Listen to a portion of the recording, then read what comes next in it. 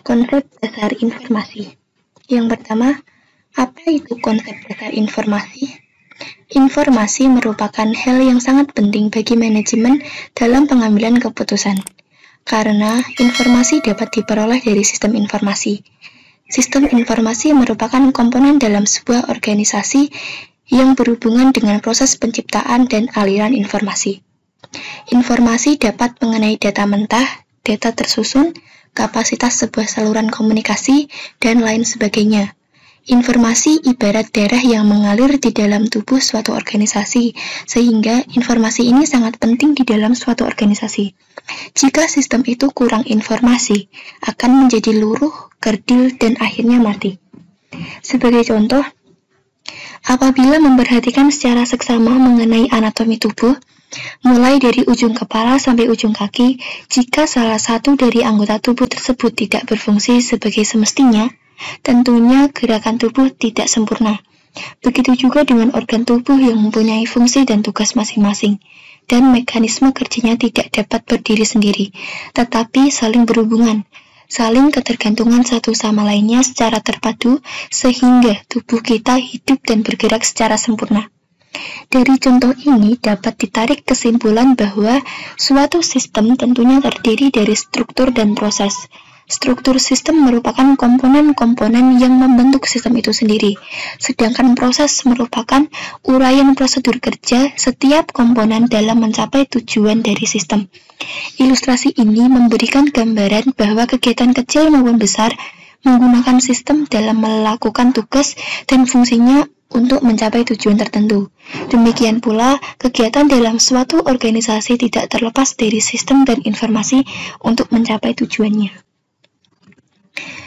Yang nomor 2, apa saja dasar-dasar sistem informasi? Yang pertama ada perangkat lunak atau software. Perangkat lunak atau software merupakan suatu rangkaian instruksi elektronik secara menyeluruh untuk mengerjakan sesuatu program. Rangkaian instruksi dibuat oleh pengembang perangkat lunak dan tersedia dalam berbagai bentuk. Yang kedua ada perangkat keras atau hardware.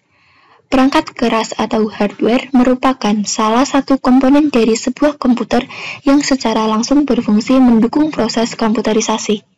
Perangkat keras ini sifat alatnya dapat dilihat dan diraba oleh manusia. Selanjutnya ada sumber daya manusia atau brainware. Sumber daya manusia atau brainware manusia yang terlibat dalam mengoperasikan atau pemakaian serta mengatur sistem di dalam perangkat komputer. Dapat diartikan juga sebagai perangkat intelektual yang mengoperasikan dan juga mengeksplorasi kemampuan dari perangkat keras maupun perangkat lunak. Yang keempat ada prosedur. Prosedur merupakan suatu proses, langkah-langkah atau tahapan-tahapan dari serangkaian kegiatan yang saling berhubungan satu dengan yang lainnya. Prosedur juga biasanya melibatkan beberapa orang dalam suatu departemen di dalam perusahaan. Yang kelima, data. Data merupakan sekumpulan informasi atau juga keterangan-keterangan dari suatu hal yang diperoleh dengan melalui pengamatan atau juga pencarian ke sumber-sumber tertentu. Nomor 3, konsep dasar dari sistem informasi manajemen. Pada umumnya, jika membicarakan sistem informasi manajemen, yang tergambar adalah suatu sistem yang diciptakan untuk melaksanakan pengolahan data yang akan dimanfaatkan oleh suatu organisasi.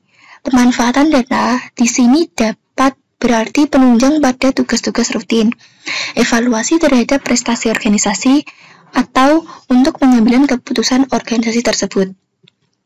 Inti pengertian sistem informasi manajemen konvensional tentu saja terkandung dalam pekerjaan-pekerjaan sistematis seperti pencatatan agenda, kearsipan, komunikasi di antara manajer-manajer organisasi, penyajian informasi untuk pengambilan keputusan, dan lain sebagainya.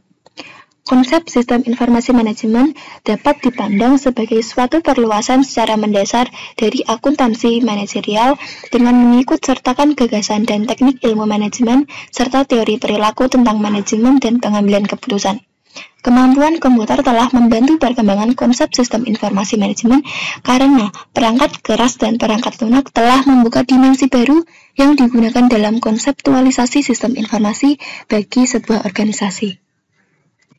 Yang keempat, Jelaskan menurut Anda apa dan bagaimana konsep sistem informasi itu. Konsep yang sering digunakan merujuk kepada interaksi antara orang, proses algoritma, data, dan teknologi. Sistem informasi harus dapat menjelaskan tujuannya, bukan berarti komputerisasi total. Maka dari itu, sistem informasi memerlukan seorang pengelola yang berperan sebagai koordinator baik dalam pemeliharaan maupun pengembangan sistem informasi. Sistem informasi pada hakikatnya menuntut adanya keteraturan dari seluruh unit kerja organisasi yang menggunakannya. Hal ini berarti diperlukan adanya persiapan dari para anggota organisasi ketika di kemudian hari terjadi perubahan. Ketika terjadi perubahan, anggota organisasi sudah memahami dimensi organisasi, manajemen, dan teknologi. Nomor 5, apa saja contoh sistem informasi? Contoh sistem informasi ada learning, e-banking, e-commerce, video call, enterprise resource planning, transaction processing system. Berikut ada beberapa gambar mengenai contoh sistem informasi. Contoh learning. Kita di kampus sudah menggunakan learning untuk penguploadan tugas atau materi yang sudah dikirimkan dosen untuk pembelajaran melalui e-learning. Contoh e-banking dan contoh e-commerce. Nomor 6, apa yang dimaksud dengan informasi? Informasi berasal dari kata Perancis kuno. Informasi berarti garis besar, konsep, atau ide. Informasi merupakan kata benda dari informer, yang artinya aktivitas dalam pengetahuan dan komunikasi. Ada pengertian informasi menurut para ahli. Yang pertama, menurut Gerard Terry pada tahun 1962, informasi adalah data penting dan memberikan pengetahuan yang berguna. Yang kedua, menurut Gordon B. Davis pada tahun 1974, informasi adalah data yang telah diolah menjadi suatu bentuk yang memiliki arti penting serta mempunyai nilai nyata dan dapat dirasakan di saat yang akan mendatang. Yang ketiga adalah menurut Jogianto pada tahun 1999, informasi didefinisikan sebagai hasil pengolahan data dalam bentuk yang lebih berguna atau berarti yang menggambarkan suatu kejadian secara nyata dan digunakan untuk mengambil keputusan. Yang keempat, menurut George Harvey dan William S.H. pada tahun 2000, informasi adalah data diolah sehingga dapat dijadikan dasar untuk mengambil keputusan. Selanjutnya, mengapa kita perlu memahami konsep sistem informasi? Karena tanpa pemahaman mengenai konsep sistem teknologi informasi dan komponen-komponen yang membentuknya akan mengakibatkan sistem teknologi ini tidak akan mencapai tujuannya. Selanjutnya, unsur-unsur informasi ada berapa? Ada 3, data input, pemrosesan, dan informasi output. Masukan atau input. Masukan sendiri adalah segala sesuatu yang masuk ke dalam sistem dan selanjutnya menjadi bahan untuk diproses. Masukan dapat berupa hal-hal yang berwujud maupun yang tidak berwujud. Masukan yang berwujud seperti bahan mentah, sedangkan yang tidak terwujud seperti informasi. Selanjutnya proses. Proses merupakan bagian yang melakukan perubahan atau transformasi dari masukan menjadi keluaran yang berguna dan lebih bernilai. Yang terakhir ada keluaran atau output. Keluaran merupakan hasil dari pemrosesan sistem sehingga keluaran dapat menjadi bahan masukan untuk sistem atau subsistem lain. Selanjutnya, apa 5 komponen dari sistem informasi? Sistem informasi terdiri dari komponen-komponen yang disebut blok bangunan atau building block. Setiap komponen mempunyai sifat untuk menjalankan fungsi tertentu dan mempengaruhi proses secara keseluruhan. Masing-masing komponen ini saling berinteraksi dan kerjasama membentuk satu kesatuan dan mencapai tujuan atau sasaran. Komponen-komponen tersebut adalah sebagai berikut. Yang pertama ada blok masukan atau input block. Input mewakili data yang masuk ke dalam sistem informasi. Input di sini termasuk metode dan media untuk menangkap data yang akan dimasukkan, yang dapat berupa dokumen-dokumen dasar. Yang kedua ada blok model. Blok model terdiri dari kombinasi prosedur logika dan model matematik untuk memanipulasi data input dan data yang tersimpan. Selanjutnya ada blok keluaran atau output block.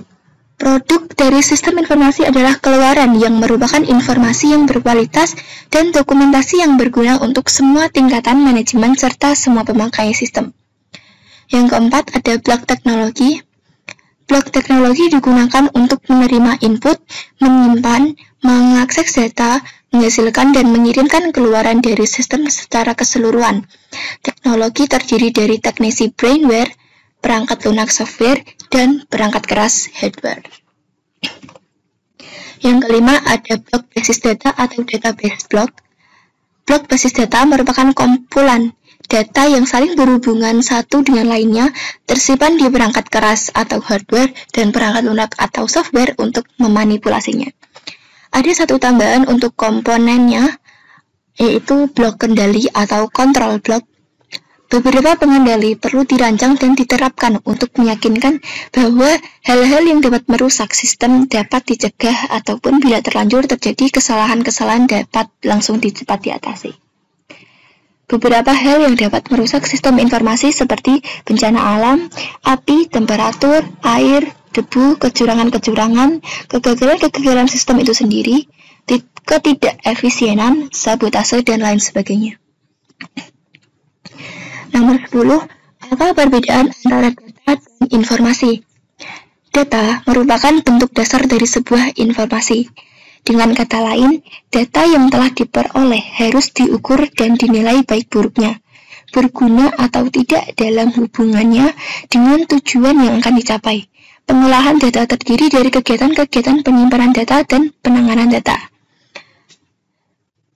Informasi merupakan elemen yang dihasilkan dari suatu bentuk pengolahan data. Nilai informasi berhubungan dengan keputusan.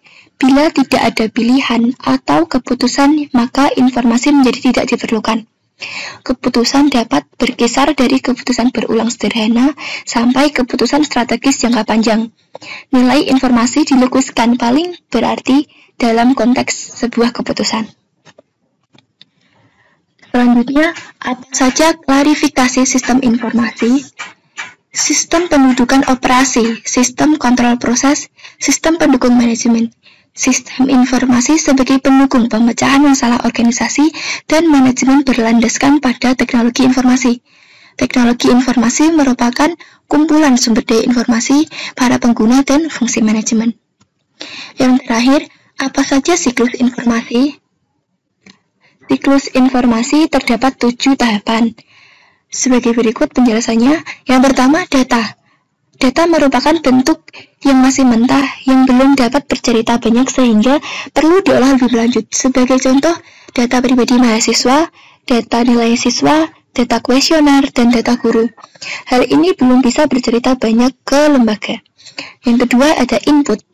Data-data yang ada diinputkan untuk segera ditindaklanjuti ke dalam proses pengolahan. Yang ketiga ada proses.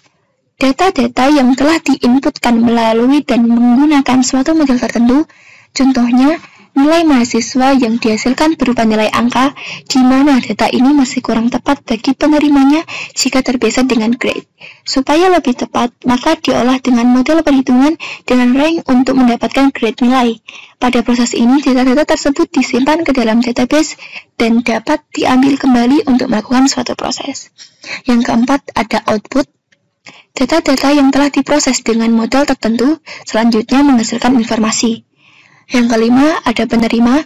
Penerima selanjutnya menerima informasi tersebut. Hal ini, penerima merupakan orang yang berkepentingan dengan informasi tersebut. Selanjutnya, keputusan dan tindakan. Penerima yang telah menerima informasi tersebut selanjutnya membuat suatu keputusan dan melakukan suatu tindakan. Yang terakhir, hasil tindakan. Penerima yang telah membuat suatu keputusan dan melakukan suatu tindakan, maka akan menghasilkan suatu tindakan yang akan membuat sejumlah data lagi. Data-data tersebut dikumpulkan sebagai input, selanjutnya diproses kembali melalui suatu model. Sekian penjelasan dari saya. Jika ada kata yang kurang jelas, untuk itu kurang lebihnya saya mohon maaf. Sampai jumpa di presentasi selanjutnya. Wassalamualaikum warahmatullahi wabarakatuh.